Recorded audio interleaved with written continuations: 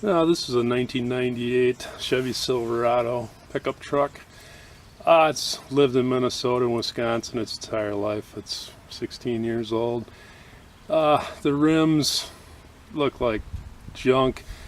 The clear coat has peeled off parts of it, and that's the result of they dump so much salt on the roads in the winter, and it just eats into these paints and metals and stuff. So I'm going to show you how to clean those up, put some new paint on them, and have them looking like new. To clean up these rims, you need to remove all of the clear coat that isn't well adhered. So it's really hard to see, but any edges that have come loose, you want to check them and get all that loose stuff off, because if you put new paint on it, eventually it's going to fail and you will end up having to repaint the rims, and that's not something I want to do.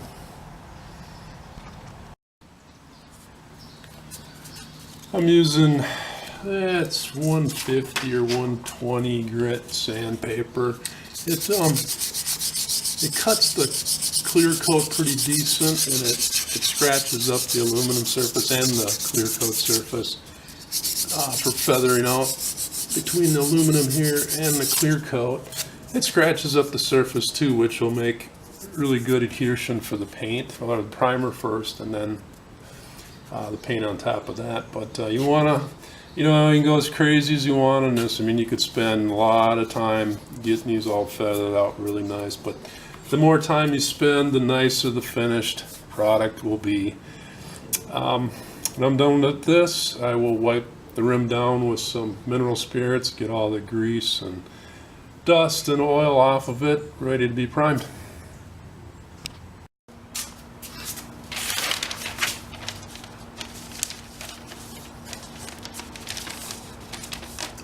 I'm going to make a template, first out of newspaper, then I'll transfer the cardboard. What I'm doing is just put the newspaper on here, feeling right where the edge of the rim is, just right there.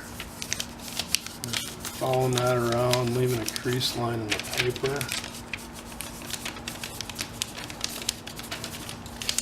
And just go all the way around the rim. And then when you get that done, that's not that easy to do, but it'll just save me a lot of taping. Just follow that around.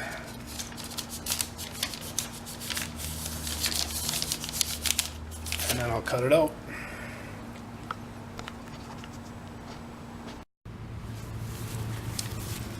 I showed in another video of how to make this template.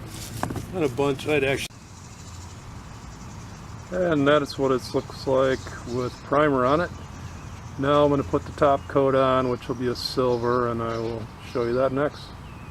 As far as putting the top coat on, a friend of mine does a fair amount of painting, and what he likes to do is put on a kind of a fairly thin light coat, just to kind of get it tacky, and then he'll put on a final coat that's pretty heavy. And the trick is to put enough on, but not too much. If you put too much on, it'll run. So it takes a real touch. So we'll see how it turns out.